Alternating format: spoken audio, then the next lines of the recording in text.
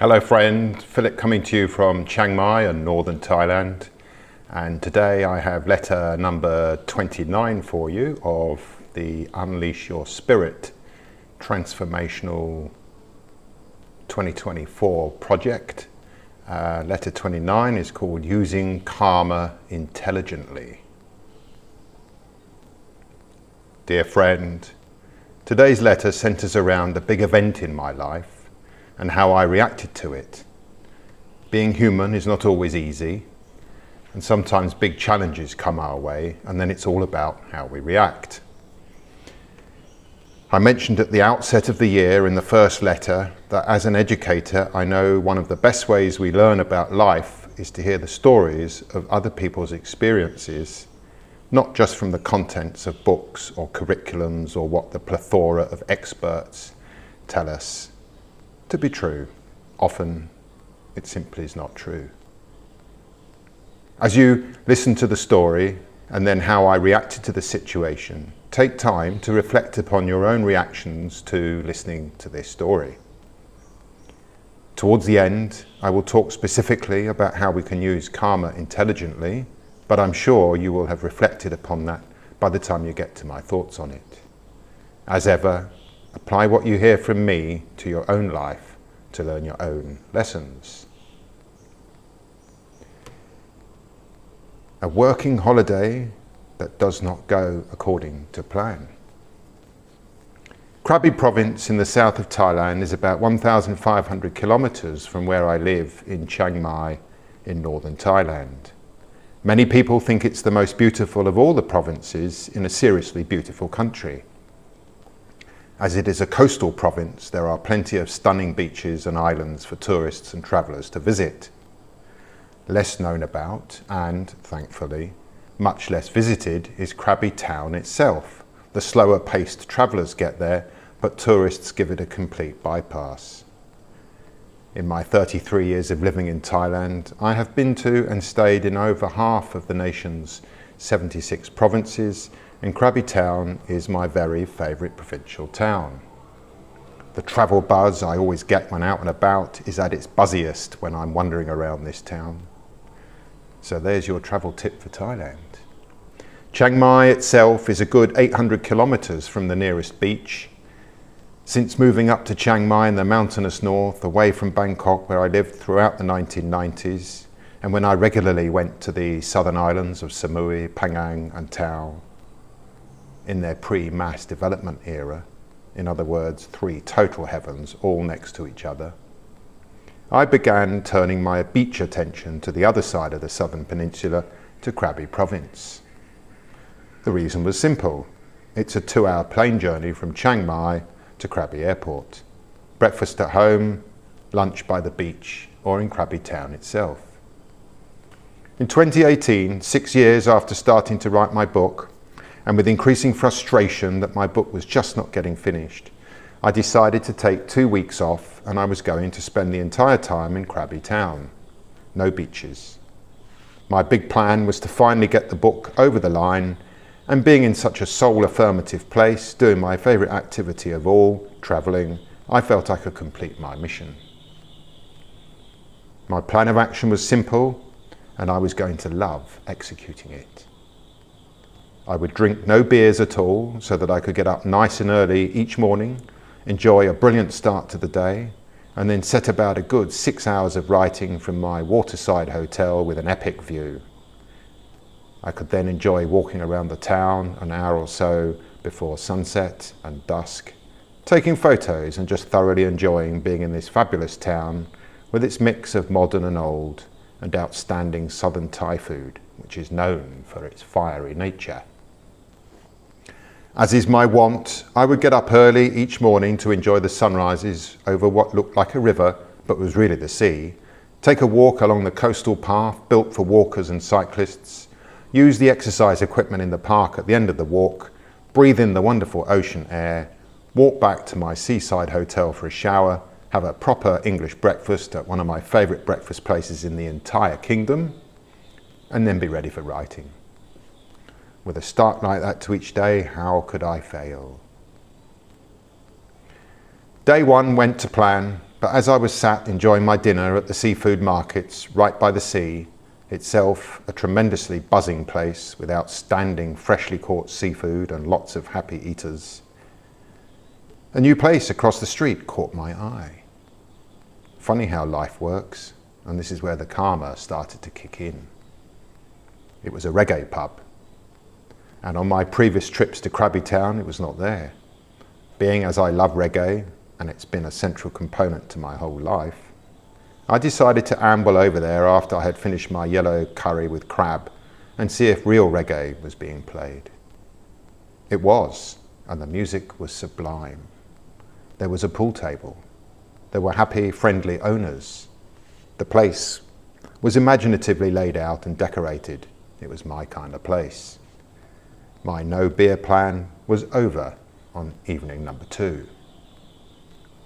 I didn't go mad at all, but even as I was having a great evening, seriously enjoying the tunes, beating all the tyres at pool and being in my element, I had that familiar feeling of having succumbed to the beer instead of sticking to my word.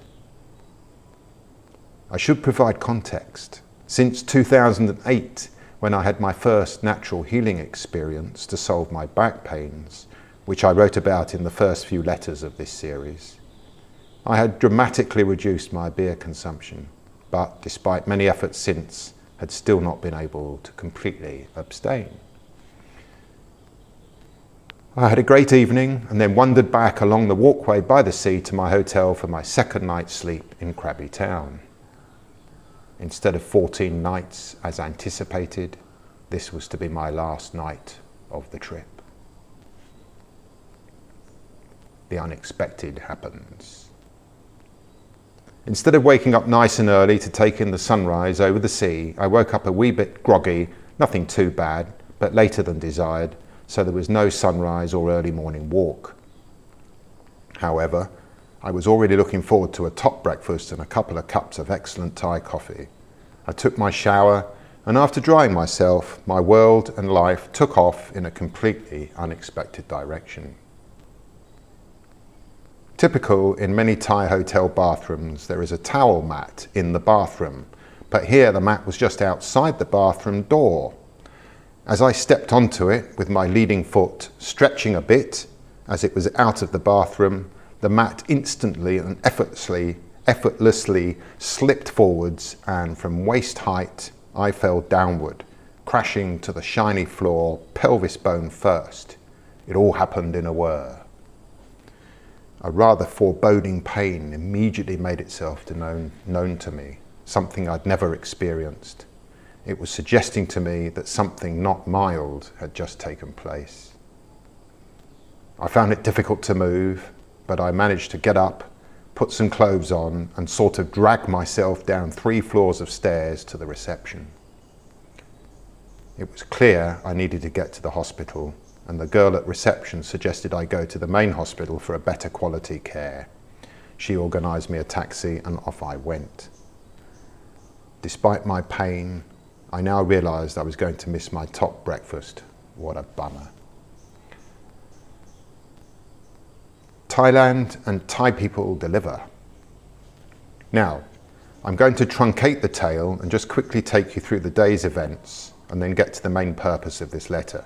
However, it's worth relating the day's events as they transpired. The taxi got me to the hospital and I was put on a trolley, and after being examined by a doctor, I was told that I had fractured my right femur bone. I had managed to live 54 years without breaking a bone.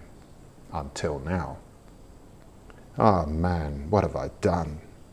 Still, I didn't fixate on this question, but wondered idly that my world had now turned on a sixpence. I was given the option to be treated there or to return to Chiang Mai to have the surgery done at my Social Security allotted hospital.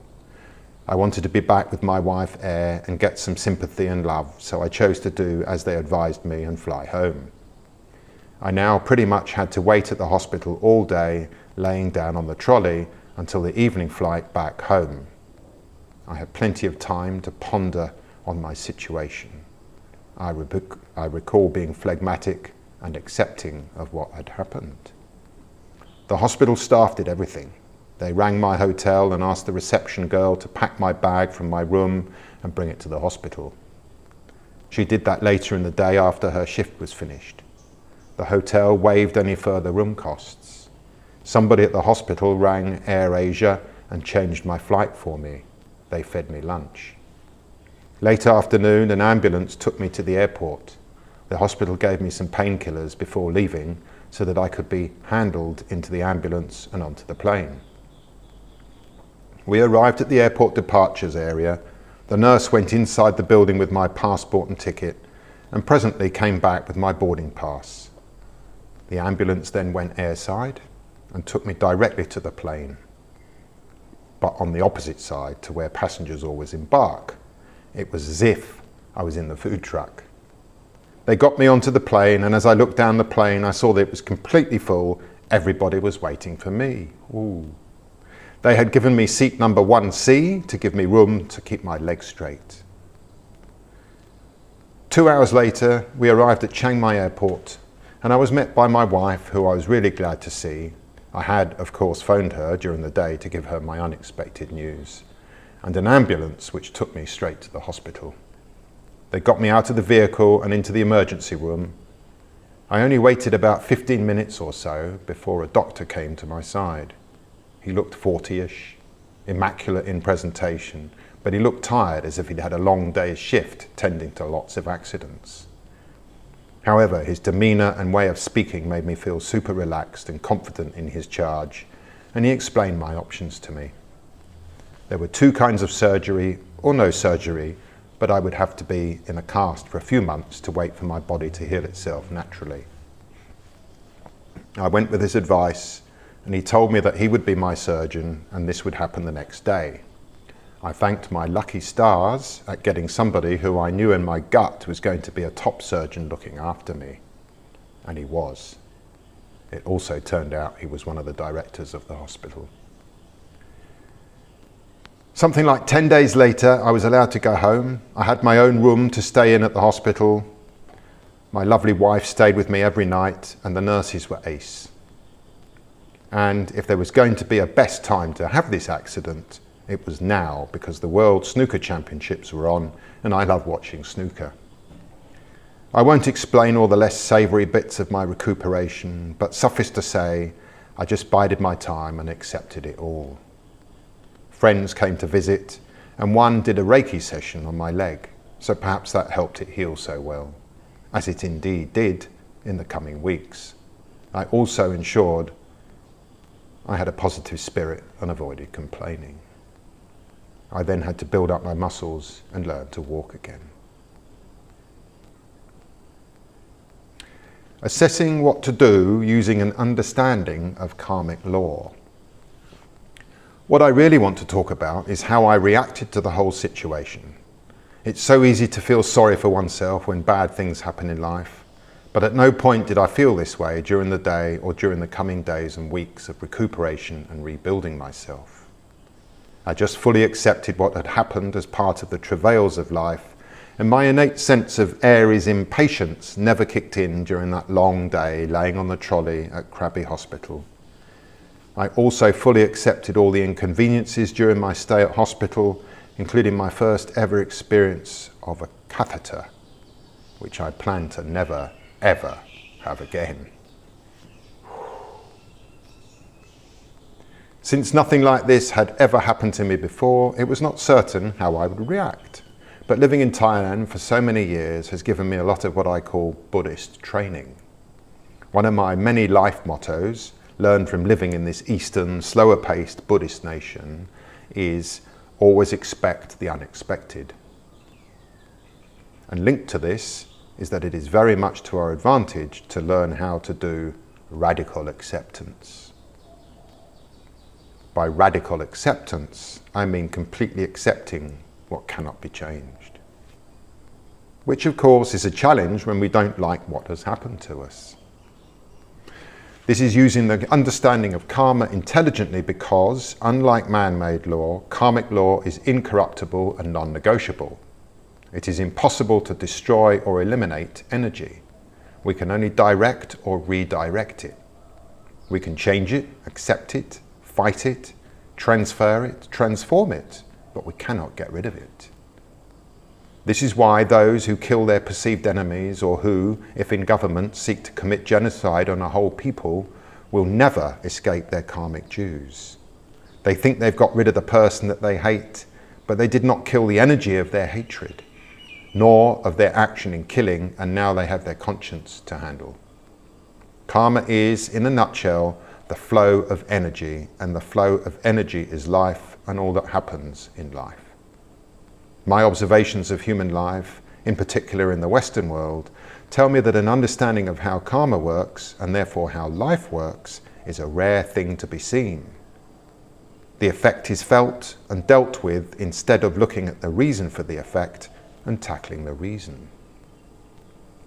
Hence, all the troubles, conflicts and stress. Many problems people face are recurring problems for this reason. You can revisit letter number 12 to remind yourself of our discussion on karma and karmic law. But in essence, it is cause and effect, action and reaction, and we reap what we sow. Now, did I sow the seeds to my accident in breaking my femur bone? Or was I just super unlucky that morning? Was it an accident? Or a happening that followed on from a previous happening or series of happenings? And then the reaction. Am I to blame myself for slipping on a mat that was on a highly slippery hotel floor? Did going back on my word to have no beers lead to a series of alternative happenings had I not had those beers and got up early as planned? Should I blame the hotel for having such a shiny and, in retrospect, slippery floor? Should I sue them? Well, in Thailand that's not an option anyway. Should I now sit in misery thinking over and over how terrible it is that I've lost my holiday and temporarily my ability to walk and feel really sorry for myself? These will all be natural and commonplace reactions to such an event in one's life. It may be a much less serious event, situational happening, but the blame culture is rampant in the Western world, much more than here in Thailand.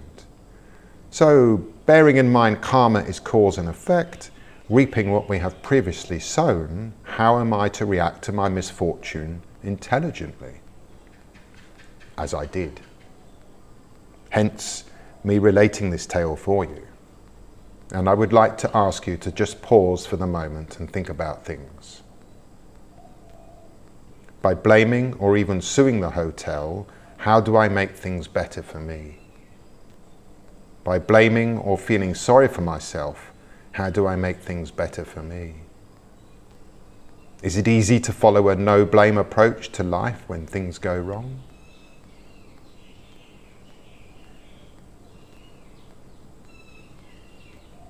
Now, here's my key point for this letter. Whether we can find the past action we took that led up to our misfortune, or being on the receiving end of an act of unfairness or injustice that has come our way from somebody else, most likely our partner or a person close to us, if we are to act intelligently, then we must use the negative situation to our benefit. We use it to proactively, consciously and intelligently sow new seeds so that we are most likely to reap sweet fruits in the future. We view the bad happening as a dark cloud that has a silver lining, and we create that silver lining. We use a crisis to create an opportunity. This is evolution, moving along our pathway of life. This is learning rather than bemoaning, being wise rather than getting stuck in the blame game that makes everybody lame and is such a shame. Usually, though, we can find a cause of the bad thing that has happened to us simply by sitting in silence and reflecting honestly with ourselves. I had yet again failed to make intention and determination work in my life. Was this why my book was taking me so long to write? Why do I have plans and then so easily break them?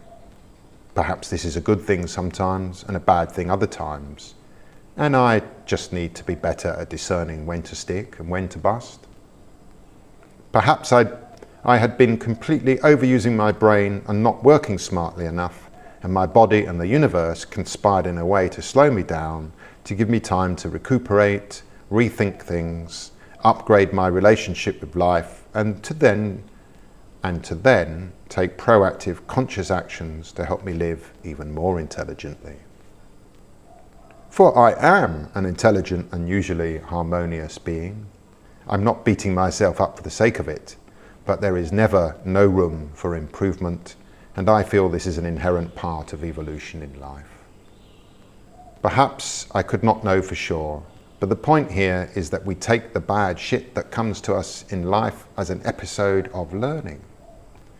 Whether a total accident, whether something we realize in hindsight was an accident waiting to happen, whether it genuinely is a bad act and provocation by somebody else upon us, acting out their own karmic energy. And we can make this central to our way of approaching life. When good stuff happens, think why it happened, and if we can find out what we sowed, then we can sow it again and reap the good stuff again. When bad stuff happens, think why it happened, and if we can find out what we sowed, then we can do a different kind of sowing now, leading to a more fruitful and beneficial harvest next time. When the bad stuff happens, and it seems we absolutely did not cause it, then okay, fine. How will we intelligently react so that we can let things be, drop the negative energy, and move on in our life? Using karma intelligently means realizing that life is simply energy and the flow of energy, and that while we cannot undo events, situations, or happenings that come our way, we can choose how to respond to them. It comes down to this, and for me, this is the fundamental key to living a good life. Change what you can't accept, but if you can't change it peacefully and without violating somebody else or the preciousness of life itself, then accept it. And if you really can't accept it, nor change it peacefully, okay, you have the third and only other option. Continue suffering. It's your choice. It might mean learning the art of radical acceptance, but here's another important thing. By choosing to use your understanding of karma and karmic law in this way, you will be living consciously for much greater periods of your life, and it is in this state of mind that you can think, speak, and act wisely. Don't cut off your nose to spite your face. One of my mum's favourite sayings. Just accept the shit, pick yourself up off the floor, dust yourself down, recuperate, learn, heal, and evolve. Forgive yourself, and when you do, you will realise you also feel directed to forgive others.